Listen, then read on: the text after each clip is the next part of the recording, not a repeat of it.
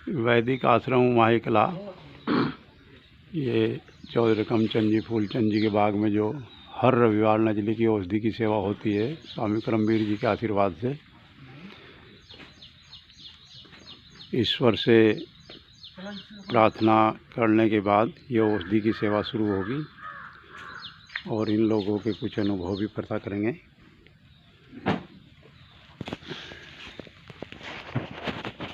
ज़्यादा दूर नहीं जाना बेटा, फिर आवाज़ नहीं आती। और नजदीक सभी हाथ जोड़ खड़े हो जाओ और जिन बातों मेरे साथ गायत्री मंत्र बोल रहे हैं या ईश्वर का जिस रूप में भी कोई ध्यान करता हो, इसमें कोई प्रतिबंध नहीं है कि ऐसा ही करना है। जिस मंत्र का भी जाप करता हो अपने मन में ईश्वर की उपासना करनी, उसका ध्यान करना है, उसका शुक्रिया करना है।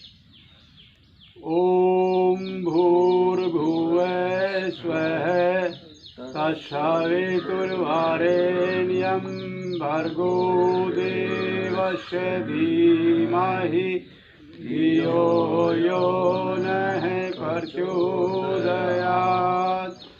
तूने हमें उत्पन्न किया, पालन कर रहा है तू, तुझसे ही पाते प्राण हम, दुखियों के कष्ट हरता है तू।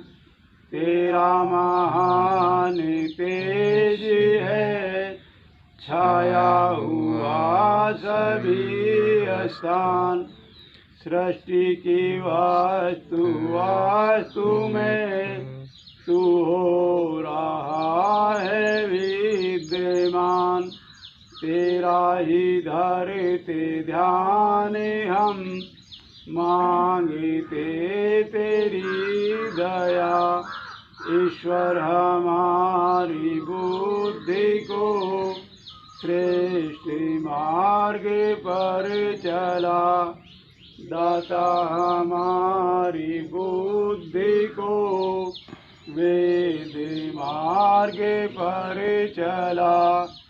ओम भूर्भुवः स्वः तत्सवितुर्वरेण्यं भर्गो देवस्य धीमहि धियो यो नः प्रचोदयात्। ओम शांति शांति शांति ओम। अभी हम सभी ने जो ये मंत्र बोला, इस मंत्र में ईश्वर से प्रार्थना की गई कि हे ईश्वर हमें अच्छी बुद्धि दे। गायत्री मंत्र में ईश्वर से प्रार्थना की जावे कि हमें अच्छी बुद्धि दे।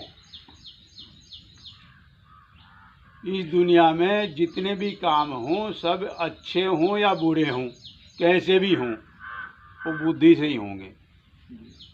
समझ गए? अच्छे कर लो या बुरे कर लो, बिना बुद्धि के कोई काम नहीं होता। तो ईश्वर से प्रार्थना करी कि हे ईश्वर हमें अच्छी बुद्धि दे। और जब अच्छी बुद्धि दे देगा परमात्मा, उसके बाद किसी भी प्रकार की कोई कमी नहीं रहती हुई। हम वजह क्या हैं, कोई गाड़ी मांग रहा, कोई बच्चे मांग रहा, कोई बंगला मांग रहा, कोई कुछ मांग रहा। उल्टी सीधी जब बुद्धि आ जावे तो सारी चीज़ अपने आप आ जावे। जैसे एक अगर किसी में शराब का ऐब आ जावे तो सारे दुर्गुण उसमें स्वयं आ जाएंगे, उसे और कोई दुर्गुण मांगने की जरूरत नहीं।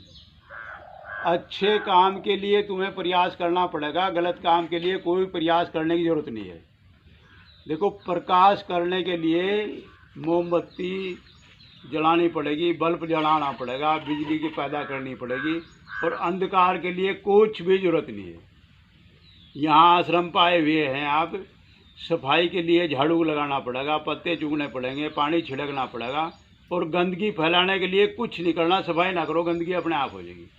अगर आप अच्छे काम नहीं करोगे तो गलत काम में अपने आप ही चले जाओगे, उसमें करने की कोई ज़रूरत नहीं। पढ़ाई के लिए तुम्हें मेहनत करनी पड़ेगी, निरक्षर रहने के लिए कुछ भी नहीं करना, बस पढ़ो ना, अपने आप निरक्षर हो जाओगे। समझ गए? तो अच्छे काम के लिए हमेशा मेहनत करनी पड़े और गलत काम के लिए कोई मेहनत नहीं करनी पड़ती। अगर ये खेत है, यहाँ तुम आश्रम में आ रहे, एक उदाहरण और कितना सुंदर आया अभी अभी दिमाग में इस खेत में फसल पैदा करने के लिए हमें निराई गुड़ाई खाद की व्यवस्था करनी पड़ेगी, और खरपतवार के लिए कुछ भी नहीं करना, बस कोरोना अपने आप जम जाएगा। समझ गए? तो अच्छे काम के लिए मेहनत करनी पड़े हमेशा, और अच्छे काम नहीं करेंगे तो फिर खरपतवारों में नंबर आ जाएगा। ये ईश्वर ने इतनी बड़ी कृपा करी है, मानव शरीर दे के। ये मानव शरीर किसी उपकार के लिए, विशेष काम के लिए दिया सभी से। इससे बड़ी मेहरबानी औरों कोई नहीं कर सकता कुछ भी। ये मानव शरीर में सभी में इतनी ताकत है, वो सब कुछ पैदा कर सके, कुछ भी, हर आदमी में इतनी ताकत है, लेकिन उसे हम दबाव बैठे। जैसे हर लकड़ी के अंदर अग्नि है, वो बाहर से चेतन करनी पड़े, बस है तो उसके अंदर ही, वो दिख नहीं रही बाहर से, उसे चेतन कर देंगे। चेतन कौन करेगा? चेतन करने वाला बना गुरु। जो भी उसमें चेतन कर रहा, जो भी तुम्हारे अंदर प्रेरणा दे रहा हो, थारा गुरु है। उस प्रेरणा के अनुसार चलोगे तो जागृत हो जाओगे, और नहीं चलोगे तो सोए रहो। सभी का बहुत बहुत धन्यवाद। जैसा निर्देश दें वैसा करोगे तो लाभ पाओगे, वरना भाई तुम जानो तुम्हारा काम। ओम शांति। आवे बंद कर।